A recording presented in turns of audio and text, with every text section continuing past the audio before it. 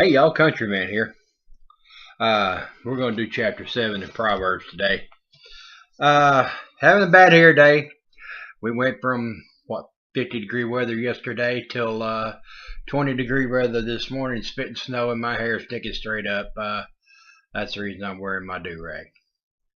But I want to thank everybody I've got about 30 loyal subscribers that comment every time that I put up one of these lessons on the book of Proverbs. And I just want to say God bless you all. And my proverb videos doesn't get as many views as my food haul videos, but that's okay.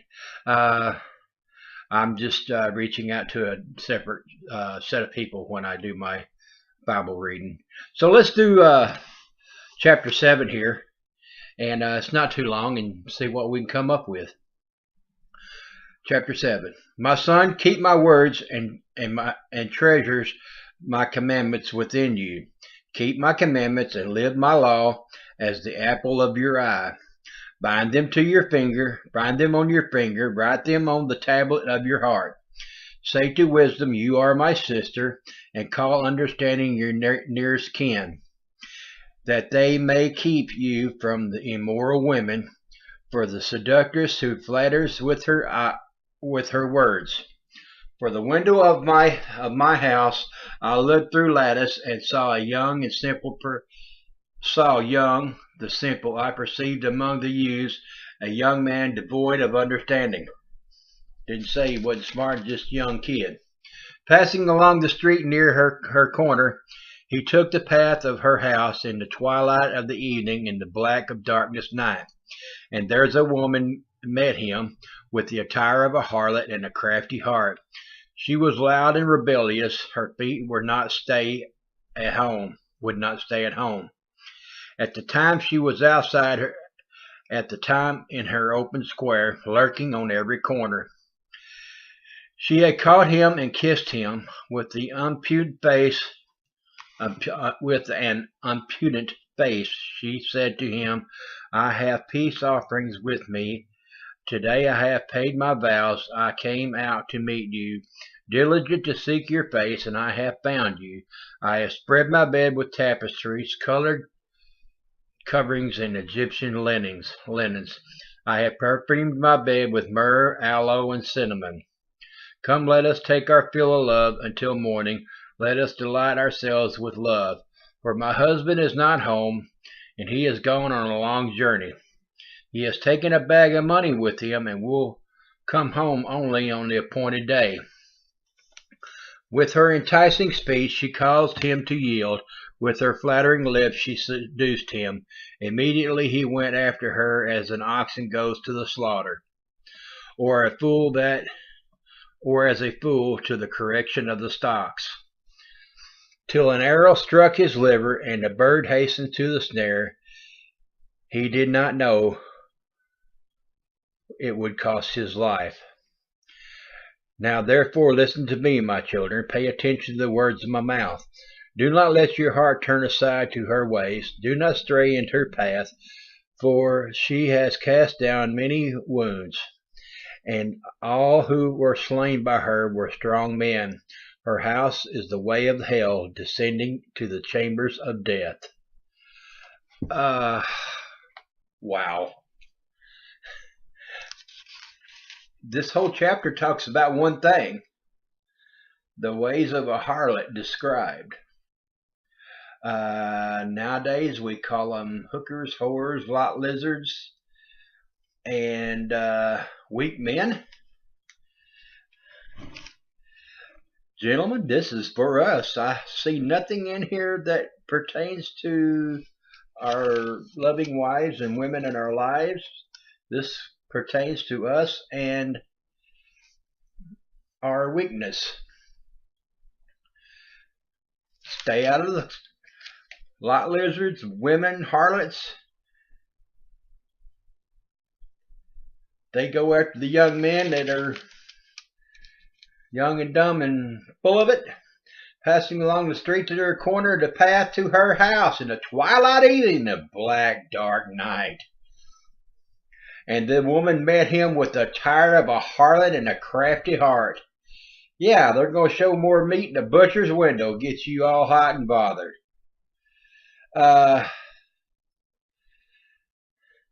They're going to perfume my bed with myrrh, aloe, and cinnamon. Yeah, they're going to smell like a cheap whore.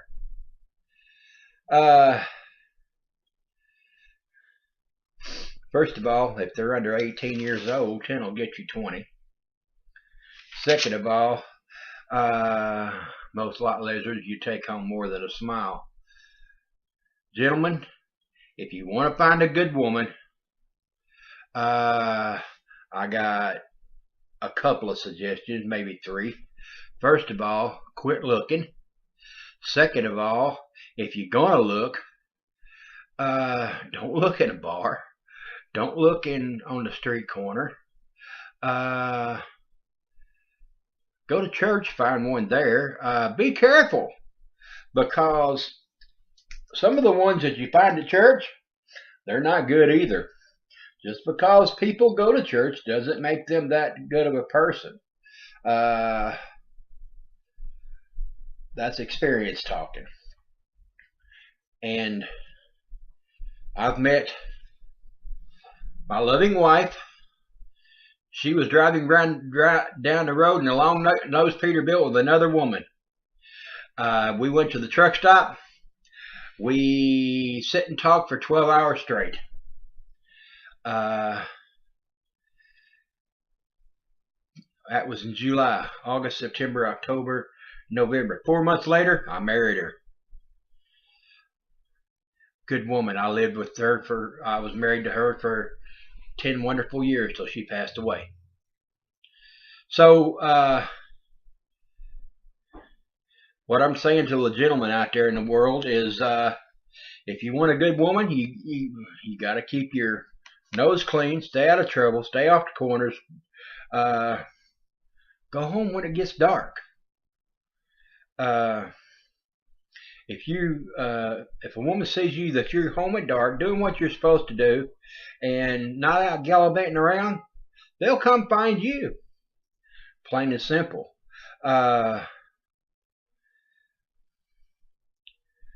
If you want to drink alcohol or whatever, do it in moderation. I drink an occasional beer. I haven't been drunk in years.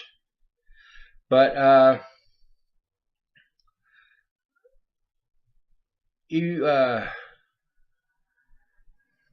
I would say you get what you pay for, but you're not paying for love. Love is something that you offer a woman, and if she accepts it, she gives it in return. And with you, it is a contract of life. Neither one of you is going to be perfect. Neither one of you is going to do everything exactly right.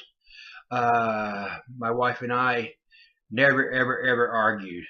And if we had disagreements, we stayed up till 5 o'clock in the morning until until both of us decided what we were going to do. Sometimes it's what she wanted to do. Sometimes it's what I wanted to do. And our favorite country song, I don't know who sung it, but it was Meet in the Middle underneath the old Georgia pine, because she was driving for truck for one company and I was driving for another. And we meet in the truck stop and go out on a date, spend time with each other, and eat a good meal, and then she going down the road her way and I going down the road with mine. That lasted for 3 months until my job ended and I moved up here to Ohio. We got married and we went back out on the road together, and that was 10 wonderful years. And we were in the truck 24/7 together. I done most of the driving. Kathy done her crocheting and kept me straight. Many times she'd slap me in the back of the head and make sure I'm doing it right, and that's not because I was doing a mean person. That was because I give her permission to do so. This video is running long. It's 10 minutes. But to all you men out there, Hold your women tight. Squeeze her till her eyes pop out. Put them back in. Then tell her you love her. God bless countrymen out. And as far as prepping goes, if I can do it, anybody can. I've been right at, let's see, I've been 5 years celibate since Kathy passed away. And I told her that she was the last woman that I'd ever love in my life. That's not necessarily true. I got a lot of women in my life that I call friends, and I love them with the bottom of my heart and willing to die for them, but none that I will ever call my wife again. God bless countrymen out for now.